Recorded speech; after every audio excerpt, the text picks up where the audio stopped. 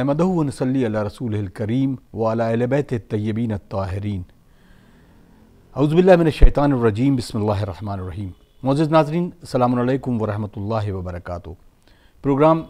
احکام اسلامی کی نئی قسط، نئی کڑی میں آپ کا خیر مقدم ہے۔ ہم یہ پروگرام آپ کے سوالوں کے جوابات کے عنوان پر آپ تک پہنچا رہے ہیں، اور ہماری سعادت ہے کہ اس وقت ہمارے ساتھ حجت الاسلام والمسلمین علی جناب مولانا مصطفیٰ علی خان ادیب الہندی صاحب قبلہ، جو آپ کے سوالوں کے جواب دے رہے ہیں۔ پچھلے ایپیسوڈ میں ہم باب طہارت میں وضو کا تذکرہ کر رہے تھے، اور آغا نے بہت خوبصورت سے وضو کے احکام اور اس کے سارے طریقے آپ تک پہنچائے۔ کچھ سوالات تھے جو ہم نے آغا سے کیا اور اس کے بہترین جواب آپ تک پہنچے۔ آج ہم اس پروگرام کو آگے بڑھاتے ہیں اور طریقے غسل پر ڈسکس کرتے ہیں۔ آغا السلام علیکم ورحمۃ اللہ وبرکاتہ۔ علیکم السلام ورحمۃ اللہ بہت خیر مقدم ہے۔ پہلا سوال یہ ہے کہ جس طرح سے آپ نے وضو کے بارے میں احکام اور اس کے تمام سوالات بتائے، میں چاہتا ہوں کہ آج غسل کے بارے میں ڈسکشن کیا جائے، اور ایک مقدمتاً غسل کے بارے میں ہمارے ناظرین کو جانکاری فراہم کی جائے۔ اعوذ باللہ من الشیطان الرجیم، بسم اللہ الرحمن الرحیم، الحمدللہ رب العالمین، وصلی اللہ علی سیدنا محمد وعلیہ الطیبین الطاہرین۔ جس طرح نماز اور دیگر عبادتوں کے لیے وضو طہارت کی ایک شکل ہے، اسی طرح ایک شکل غسل کی ہے۔ بعض مواقع پر انسان کے لیے غسل کرنا ضروری ہو جاتا ہے۔ غسل چاہے واجب ہو اور چاہے مستحب ہو، اس کا طریقہ ایک ہی ہے کہ انسان اپنے جسم میں اگر اس کی کوئی نجاست لگی ہوئی ہے تو اس نجاست کو کنارے کر دے، صاف کر لے، اور اس کے بعد سب سے پہلے نیت کرے گا کہ میں غسل کرتا ہوں۔ جو بھی غسل ہے اس کی نیت جیسے کہ پہلے بھی بیان کیا کہ نیت زبان پہ لانا ضروری نہیں ہے، صرف قصد کرنا، ارادہ کرنا یہی کافی ہے۔ اور نیت کے بعد سب سے پہلے اپنے سر اور گردن کو دھوئے گا۔ سر و گردن کو دھونے کے بعد اپنے جسم کے سیدھے حصے کو اس کو دھونا ہے، یعنی اوپر سے لے کے نیچے تک، پیروں تک، اس کو جسم کے سیدھے ہاتھ کے حصے کو پورا دھونا ہے۔ یہ یقین ہو جائے کہ جسم کا پورا سیدھا حصہ دھو لیا گیا ہے، لہٰذا تھوڑا سا اگر الٹی سائڈ کا حصہ بھی دھو لیا جائے تو کوئی حرج نہیں ہے، تاکہ اس کو یقین ہو جائے کہ پورا مقدار دھل گئی ہے۔ اور اس کے بعد الٹے ہاتھ کے حصے کو پورے جسم کے وہ دھوئے گا۔ یہ ہے واجب غسل، یعنی واجب حصے جو غسل کے ہونے۔ پانی پہنچنا چاہیے بدن کے ہر حصے تک۔ اب اس میں ضروری نہیں ہے کہ انسان بالٹی سے کرے، لوٹے سے کرے،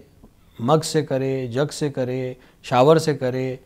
واٹر سپلائی جو عام طور سے اب اسپریز آ گئے ہیں، شاورز آ گئے ہیں، اس سے کرے، کوئی حرج نہیں ہے۔ پانی جسم کے ہر حصے تک پہنچنا چاہیے، چاہے وہ کسی طرح سے پہنچایا جائے، اور اگر پانی پہنچ رہا ہے تو یہ غسل صحیح ہے۔ یہ غسل جو میں نے بیان کیا، جو عام طور سے سبھی کرتے ہیں، یہی سہولت فراہم ہوتی ہے عام طور سے، تو یہ غسل ہے، اس کو غسل ترتیبی کہتے ہیں، یعنی ترتیب وائز ہونا ہے، یعنی پہلے سر و گردن دھوئی جائے گی، پھر سیدھے حصہ دھویا جائے گا، پھر الٹا حصہ دھویا جائے گا۔ ایک اور طریقہ بھی غسل کرنے کا جو کم رائج ہے وہ ہے غسل ارتماسی۔ غسل ارتماسی کا مطلب یہ ہے کہ آپ ایک ایسے جگہ پر جہاں پانی اتنی مقدار میں ہو کہ پورے جسم کو آپ کے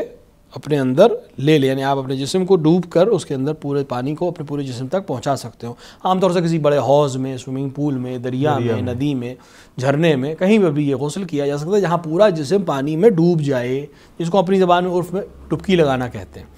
لیکن ڈبکی لگاتے وقت اس بات کا خیال رکھنا ہے کہ ہمیں پیر تھوڑے سے اٹھا لینے ہیں تاکہ پیر کے نیچے تک بھی پانی، حالانکہ جو آپ ڈبکی لگائیں گے تو پورا جسم سمجھڈ ہے پانی میں، لیکن پھر بھی احتیاط یہ ہے کہ اگر پیر زمین پہ رکھے ہوئے تو اس کو تھوڑا سا ہوا میں اٹھا لے، اور ایک بار میں اس میں پھر ترتیب کی ضرورت نہیں ہے کہ پہلے سر و گردن اور پھر پہلے سیدھا ہاتھ اور پھر الٹا ہاتھ، نہیں، اس میں ایک بار آپ نیت کر کے ایک بار اپنے پوری باڈی کو پانی میں ڈبوئیں گے، یہ غسل صحیح ہو جائے گا۔ لہٰذا غسل کا طریقہ چاہے غسل ارتماسی کریں چاہے غسل ترتیبی کریں، یہی ہے کہ انسان جسم کے تمام حصوں تک جو ترتیب بیان کی گئی ترتیب میں اس سے پانی پہنچا دے، یا پورے جسم کو ایک ساتھ پانی میں ڈبو کر اس غسل کو انجام دے سکتا ہے۔ تو اگر پچھلے ایپیسوڈ کا جو سوال ہے اس سے ملتا جلتا سوال ہے، انہوں نے پوچھا ہے کیا غسل جنابت وضو کا بدل ہے، اور اگر صبح کی نماز کے بعد کیا اس سے ظہرین بھی ادا کی جا سکتی ہے؟ بالکل، غسل جنابت وضو کا بدل ہے۔ اگر انسان کے اوپر غسل جنابت واجب ہوتا ہے اور وہ غسل جنابت انجام دیتا ہے تو پھر اسے وضو کی ضرورت نہیں ہے۔ اور اگر انسان کوئی نماز صبح غسل جنابت سے پڑھتا ہے غسل کر کے، تو اگر کوئی ایسا عمل جو وضو کو باطل کرتا ہے اس سے صادر نہ ہو تو یہ غسل یعنی وضو کا بدل کا یہ غسل باقی ہے اور اس سے نماز ظہرین بھی پڑھی جا سکتی ہے۔ اب کون کون سی ایسی حالات ہیں جس میں غسل واجب ہو جاتا ہے؟ غسل واجب ہونے کی جو مسائل ہیں اس میں کچھ غسل ایسے ہیں جو دونوں پہ یعنی مرد اور عورت دونوں پر واجب ہوتے ہیں، اور کچھ غسل ایسے ہیں جو صرف عورتوں پر واجب ہوتے ہیں۔ جو غسل سب پر واجب ہوتے ہیں یعنی مرد عورت اس میں شرط نہیں ہے، وہ غسل جنابت ہے جو مرد عورت دونوں پر خاص حالات میں واجب ہوتا ہے۔ اس کے ساتھ اگر کوئی انسان میت کو چھو لے تو غسل مس میت کے عنوان سے غسل واجب ہو جاتا ہے، اور اگر کوئی انسان نذر کرے یا عہد کرے یا کوئی قسم کھا لے کہ میں غسل کروں گا اور وہ عمل ہو جائے تو اس کے اوپر غسل واجب ہو جاتا ہے۔ مثال کے طور پر کہ انسان نذر کرے کہ اگر مثال کے طور پر میرا یہ کام ہو جائے گا تو میں غسل کروں گا قربتاً اللہ، تو انسان کا اگر وہ کام ہو گیا تو اسے غسل کرنا پڑے گا۔ یہ وہ غسل ہے جو دونوں پہ یعنی خاتون بھی نیت کر سکتی ہے، اس طرح کی نذر کر سکتی ہے اور عہد کر سکتی ہے اور قسم کھا سکتی ہے، اور اسی طرح مرد بھی یہ کام انجام دے سکتا ہے اور اس کے اوپر یہ عمل ہو جانے کی صورت میں یہ غسل واجب ہو جائے گا۔ بعض غسل جو ہے وہ خواتین کے اوپر واجب ہوتے ہیں۔ خواتین اگر جب حالت حیض میں ہوں تو حیض سے جب پاک ہوں گی تو ان کے اوپر غسل حیض جسے کہا جاتا ہے وہ واجب ہو جائے گا۔ اسی طرح اگر حالت استحاضہ میں ہے جو ایک اور قسم ہے خواتین کے خون جو خون ریزی آتی ہے خون آتا ہے اس میں ایک قسم استحاضہ کی جس کے بہت تفصیلی مسائل ہیں، اگر اس میں بھی الگ الگ غسل کا طریقہ ہے یعنی غسل وہی ہے لیکن کہیں پر ہر دن غسل کرنا ہے، کہیں پر ہر نماز کے لیے غسل کرنا ہے، کہیں پر ایک غسل سے دو نمازیں پڑھی جا سکتی ہیں۔ بہرحال ایک غسل استحاضہ کے لیے الگ ہے، اور وہ خواتین جو ہے غسل ایک غسل اور ہے خواتین کے لیے جسے غسل نفاس کہتے ہیں، جو بچے کی ولادت کے بعد خواتین کے اوپر واجب ہوتا ہے جب اس کی خون ریزی رک جائے۔ یہ غسل خواتین سے مخصوص ہے، اور باقی غسل جو پہلے بیان کیے گئے وہ سب کے اوپر اسی طرح سے واجب ہوتے ہیں۔ سرکار اب یہ وضو کے بارے میں پچھلے ایپیسوڈ میں جیسا کہ پورا آپ نے اس کو بیان کیا، تو وہ کون کون سی حالات ہیں اس میں وضو باطل ہو جاتا ہے؟ وضو کے باطل ہونے کے جو مسائل بیان کیے ہیں علماء نے اور ائمہ علیہ السلام کی روایات کی روشنی میں، کچھ چیزیں ایسی ہیں جس کے صادر ہونے سے وضو باطل ہو جاتا ہے۔ اس میں سب سے پہلی چیز جو بیان ہوئی ہے وہ ہے نیند، یعنی ایسا سونا جس میں آنکھ اور کان دونوں بند ہو جائیں۔ اگر انسان کے اوپر نیند کا غلبہ ہو جائے، نہ اسے کان سے سنائی دے رہا ہے اور نہ اسے آنکھ سے دکھائی دے رہا ہے۔ عام طور سے جو نیند ہوتی ہے جو گہری نیند جسے ہم کہتے ہیں، سو گیا انسان جس کو سونا کہتے ہیں، سونے سے وضو باطل ہو جائے گا۔ کبھی کبھی انسان آرام کرنے کے لیے لیٹا ہے، آنکھ بند کی ہے لیکن اس کو سب سنائی دے رہا ہے، لوگوں سے بات کر رہا ہے یا حتیٰ آنکھ بند کر کے باتیں بھی کر رہا ہے، متوجہ ہے، وہ وضو باطل نہیں کرتا۔ لیکن اگر سو جائے باقاعدہ کہ اب اسے کچھ نہ سنائی دے رہا ہے نہ دکھائی دے رہا ہے تو اس کا وضو باطل ہو جائے گا۔ تو وضو کے جو باطل ہونے کے مسائل ہیں اس میں پہلی چیز جو وضو کو باطل کرتی ہے وہ ہے نیند یعنی ایسی نیند جس کے میں انسان کے کان اور آنکھ دونوں بند ہو جائیں۔ کبھی کبھی ایسا ہوتا ہے کہ انسان جو ہے وہ لیٹا ہے لیکن اس کی آنکھ بند ہے لیکن کان سے سب سن رہا ہے، وہ لوگوں کی بات سن رہا ہے، تو اس کا وضو باطل نہیں ہوگا۔ لیکن اگر سو جائے باقاعدہ جسے کہتے ہیں، جبکہ اس طرح کی آئے کہ انسان کے نہ کچھ سنائی دے رہا ہے نہ کچھ دکھائی دے رہا ہے، تو پھر اس کا وضو باطل ہو جائے گا۔ اور اس کے علاوہ اگر انسان کے ریا خارج ہو، معدے سے جو ریا خارج ہوتی ہے اس سے وضو باطل ہو جاتا ہے۔ ہر وہ عمل جس سے انسان کی عقل زائل ہو جائے،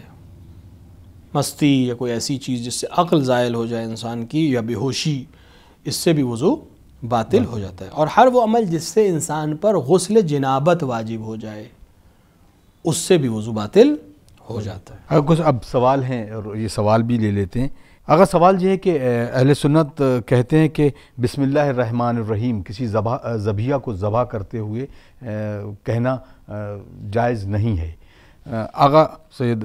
صادق حسینی شیرازی دامت ذیل عالی کے فتاوے کے مطابق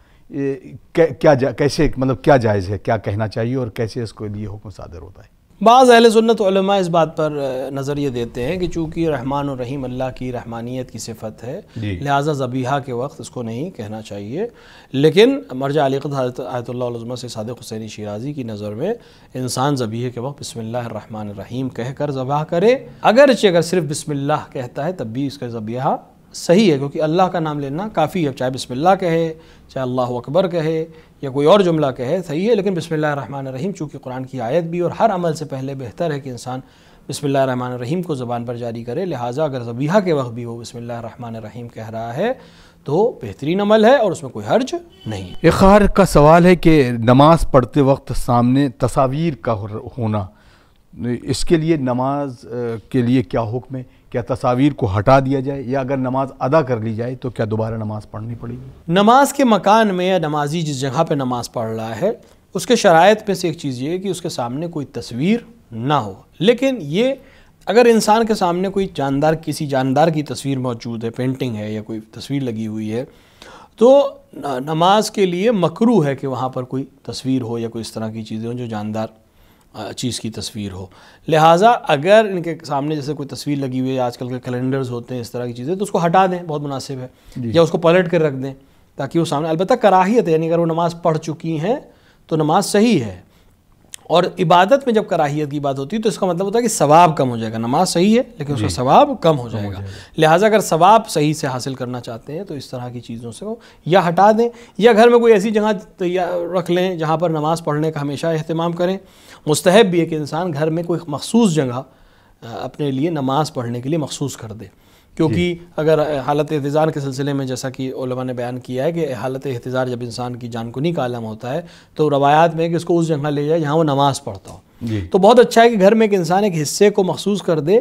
عبادت کرنے کے لیے، اور اس جگہ کو اس طرح سے بنائے کہ وہاں کسی اس طرح کی تصویر یا کسی اس طرح کی کوئی پریشانی، آئینہ مثلا نہیں ہونا چاہیے، البتہ یہ سب مکروہ ہے کیونکہ یہ وہ چیزیں جو انسان کو نماز سے دوسری طرف ڈائیورٹ کرتے ہیں ذہن کو۔ تصویر سامنے، ممکن انسان تصویر دیکھنے لگے، آئینہ سامنے ہے، انسان اپنی شکل یا کسی اور کی شکل عکس اس میں دیکھ رہا ہے تو اس کے اندر ڈائیورژن بہت زیادہ آتا ہے، مطلب خضوع اور خشوع میں جو ہے وہ کہیں نہ کہیں اثر انداز ہوتا ہے۔ لہٰذا اگر تصویر سامنے ہے اس کو ہٹا سکتے ہیں تو بہت اچھا ہے، یا گھر میں کسی ایسی جگہ کو مخصوص کر لیں جہاں اس طرح کی چیزیں نہ ہوں اور وہاں نماز پڑھیں، لیکن اگر نماز پڑھ چکی ہیں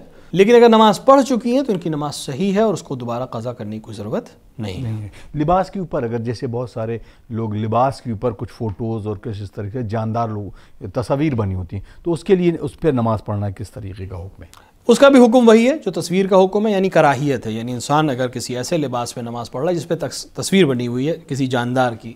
چاہے وہ کسی انسان کی ہو یا کسی اور حیوان کی تصویر ہو، تو وہ مکروہ ہے، یعنی اگر انسان اس کو انجام دیتا ہے تو نماز صحیح ہے لیکن اس کا ثواب کم ہو جائے گا۔ لہٰذا ایک مومن کو چاہیے کہ اپنے لباس، خصوصاً نماز کے لباس میں اگر ہو سکے تو ایک مخصوص لباس یا ایک دو لباس اپنے مخصوص کر لے کہ اسی میں نماز پڑھا کرے، تاکہ اس کے پاک ہو رکھنے اور صاف رکھنے کا اہتمام کرے، اس میں خوشبو لگائے اور اسی لباس میں نماز پڑھے، خصوصاً اگر وہ گھر پہ پڑھ رہا ہے لیکن سفر میں ہے تو اس طرح۔ لہٰذا اگر کوئی ایسے لباس کو پہن رہا ہے جس پہ تصویر بنی ہے تو اس کو ذہن میں رہنا چاہیے کہ اس میں نماز مکروہ ہے، لیکن اگر پڑھ لی تو نماز صحیح ہے لیکن اس کی نماز کا ثواب کم ہو جائے گا۔ آقا یہی بالکل مصلی کے لیے بھی ہے کہ مصلی کے آگے فرش پر اگر کوئی تصویر بنی ہوئی ہے اور اس پہ وہ سجدہ کر رہا ہے تب اس کے لیے کیا حکم ہوگا؟ عام طور سے دیکھیں سجدہ ظاہر سے تو اس کے اوپر تو کسی تصویر پہ تو کر نہیں رہا ہے، کسی ایسی چیز پہ کر رہا ہوگا جس پہ سجدہ کرنا صحیح ہے، لیکن ایسا کوئی عمل انجام نہیں دینا چاہیے جس سے انسان کی نماز، خصوصاً وہ اگر کوئی اور اس کو دیکھے تو اسے لگے کہ اسے تصویر پہ سجدہ کر رہا ہے یا کسی اور چیز کے اوپر مثلا، تو اس سے پرہیز کرنا چاہیے، لیکن حکم وہی ہے، کراہت کا حکم ہے۔ مصلی پہ کوئی تصویر بنی ہونا یا فرش پہ کوئی تصویر بنی ہونا جس پہ کھڑے ہو کے نماز پڑھ رہا ہے، یا تخت ہے اس کے اوپر کوئی پینٹنگ اس طرح کی ہے، ایمبرائڈری اس طرح کی ہے کہ کوئی شکل دکھ رہی ہے، تو اس سے پرہیز کرنا چاہیے، لیکن حکم کراہیت کا ہی رہے گا۔ لہٰذا اگر کوئی کر لیتا ہے ایسا تو اس کی نماز صحیح ہے لیکن اس کا ثواب کم ہے، اور اس طرح کی تصویر جو زمین و فرش پہ بنی ہو اور اسی پہ سجدہ کیا جا رہا ہو، یعنی سجدگاہ اس کے اوپر رکھی ہوئی ہے، اس سے زیادہ اجتناب کرنے کی ضرورت ہے۔ محمد عرفان صاحب سوال بھیجتے ہیں، السلام علیکم۔ علیکم السلام۔ لکھتے ہیں کہ وہ افراد جو لاولد ہیں اور وہ کسی بچے کو گود لیتے ہیں اور اس کی اہلیہ اس کو دودھ پلاتی ہے تو یہ بچہ کیسے محرم ہوگا؟ دیکھیں اگر کوئی انسان کسی بچے کو گود لیتا ہے جی تو صرف گود لینے سے محرمیت ثابت نہیں ہوتی ہے۔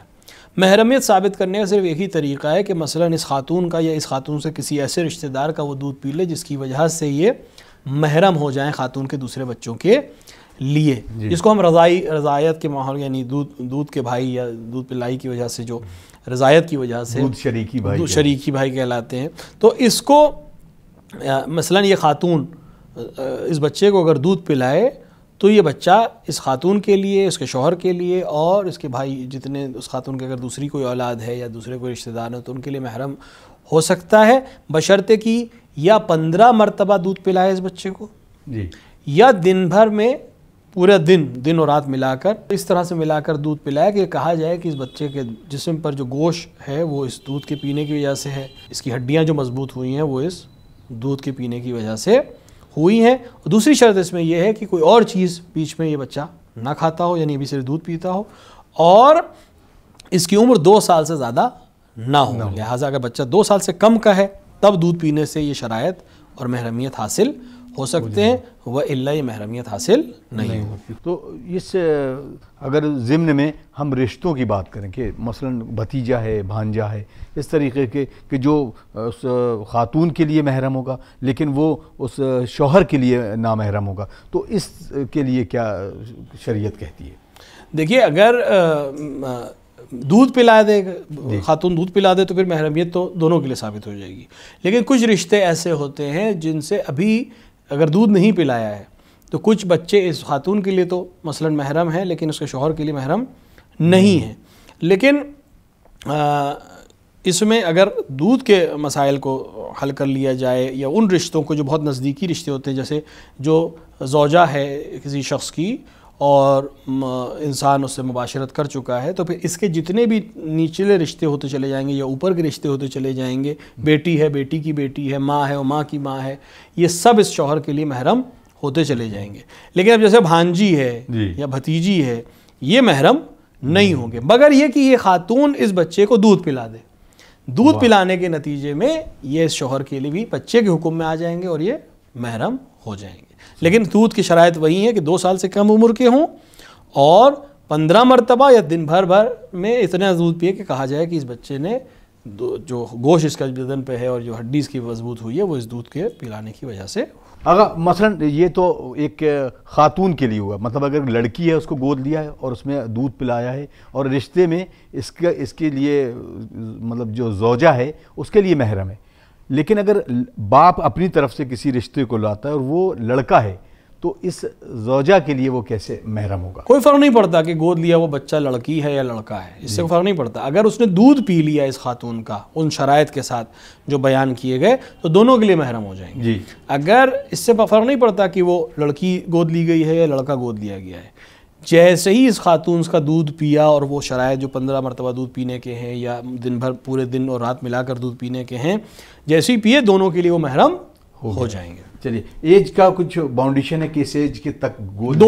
2 سال کے بچے کو گود لینے کے کوئی مسئلہ نہیں ہے، لیکن شریعت میں گود لیے ہوئے بچے کی کوئی حیثیت نہیں ہے، اس کے اوپر بچے کے یا ارث کے دیگر احکامات جاری نہیں ہوں گے، محرمیت کے بھی معاملات جاری نہیں ہوں گے۔ محرمیت کا طریقہ یہی ہے، یا اس خاتون سے دودھ پیے یا کسی ایسے سے دودھ پیے جس کی وجہ سے اس خاتون کے لیے محرم۔ وراثت کے لیے کیا حکم ہے؟ وراثت اس کو حاصل نہیں ہوگی۔ سبحان اللہ۔ ناظرین، آپ دیکھ رہے تھے پروگرام احکام اسلامی اور وقت یہیں پر ختم ہوا چاہتا ہے۔ اگلے ایپیسوڈ میں پھر آپ سے ملاقات ہوگی۔ والسلام علیکم ورحمۃ اللہ وبرکاتہ۔